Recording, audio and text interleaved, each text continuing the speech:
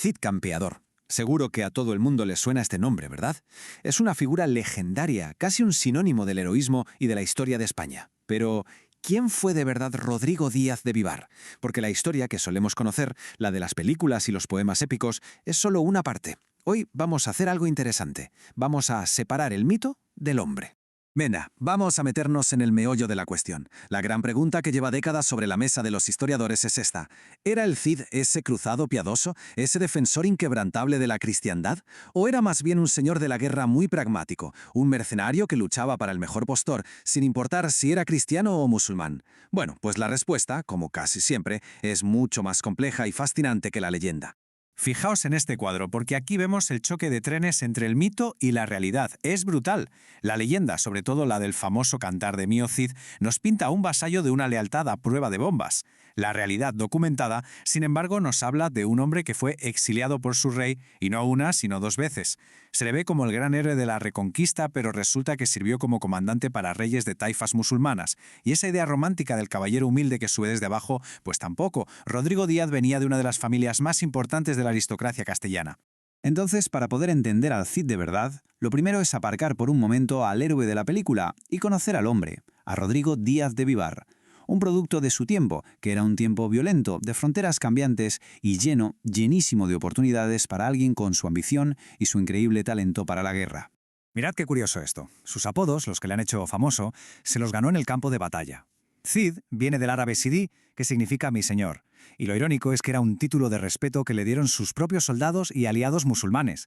Y campeador, que viene del latín, es algo así como maestro del campo de batalla, un estratega fuera de serie. O sea que sus propios nombres ya nos cuentan las dos caras de su reputación. Y esta cita es genial porque ilustra perfectamente cómo se veía él a sí mismo. En un documento de 1098, cuando ya era el señor de Valencia, no firma como un vasallo cualquiera. No, firma como Ego Ruderico Princeps Campidoctor, es decir, yo, Rodrigo, príncipe el campeador. Él no se veía como un siervo de nadie, se veía como el soberano de su propio reino. Pero, claro, una cosa es cómo se veía él, y otra muy distinta es cómo lo veían los que lo sufrían. Los cronistas árabes de la época, los que se enfrentaron a él, no se andaban con chiquitas.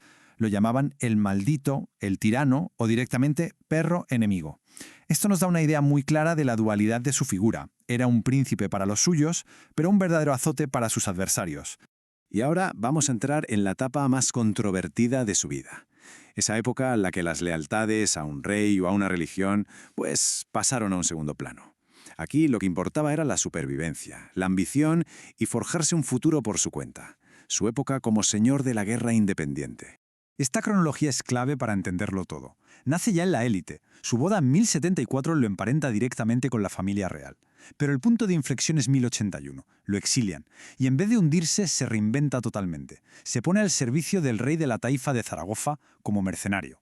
Y tras un segundo exilio, ya en 1088, parece que decide que se ha cansado de trabajar para otros. Su objetivo a partir de ahí es tener su propio reino. Y lo consigue, vaya que sí lo consigue, en 1094 al conquistar Valencia. Y un último dato que rompe esquemas. Muere en 1099, sí, pero de causas naturales, en su cama, no en medio de una batalla épica como nos han contado tantas veces.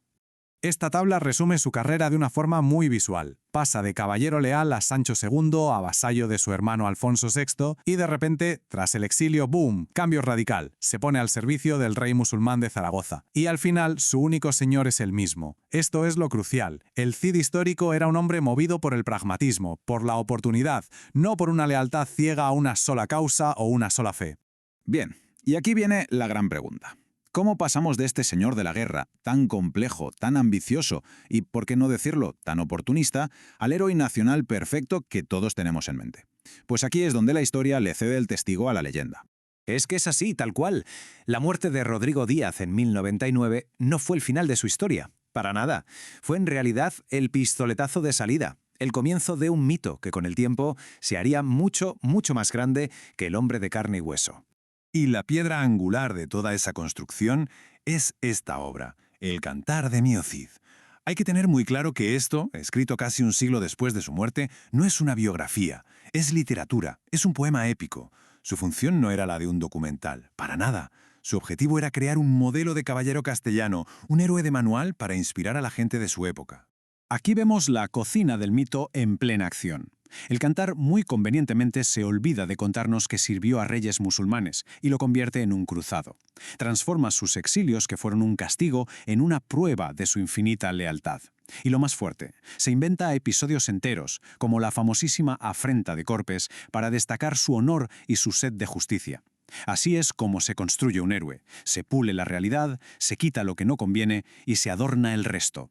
Y una vez que tienes creado ese mito literario tan potente, ¿qué pasa? Pues que a lo largo de los siglos se adopta, se retoca y se utiliza hasta convertirlo en lo que es hoy, uno de los grandes pilares de la identidad nacional española.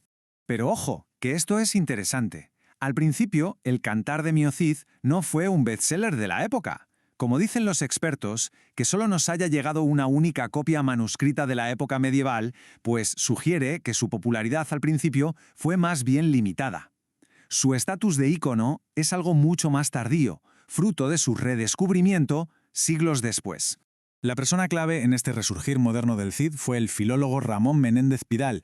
A finales del siglo XIX, principios del XX, España estaba en un proceso de búsqueda de su identidad nacional, y Pidal cogió el Cantar y lo presentó no como literatura, sino como un documento histórico casi literal. Su enorme influencia hizo que esa versión mítica se consolidara como la verdad para muchísima gente. Y como suele ocurrir con los símbolos nacionales tan potentes, fue utilizado políticamente. Durante el franquismo, la figura del Cid, como ese salvador católico, unificador de España, se convirtió en una herramienta de propaganda de primer orden. El propio régimen proyectó una imagen de Franco como si fuera un nuevo Cid que venía a salvar el país. Y esta imagen es la guinda del pastel. La superproducción de Hollywood de 1961 con Charlton Heston fue la que exportó este mito español a todo el planeta. Y no es casualidad, la película se rodó en España con el apoyo total del régimen de Franco. ¿Y adivináis quién fue el asesor histórico para que todo fuera auténtico? Pues el mismo Ramón Menéndez Pidal. Fue la consagración definitiva del mito sobre la historia a nivel mundial. Así que, al final, la historia del Cid es mucho más que la vida de un guerrero medieval. Es un caso práctico perfecto de cómo funciona la memoria colectiva, de cómo las sociedades necesitamos héroes, y muchas veces los creamos a medida. Simplificamos las complejidades del pasado para que nos sirvan en el presente. Y la pregunta que queda flotando en el aire es, ¿qué otras figuras históricas hemos moldeado de esta misma manera? Da que pensar, ¿verdad?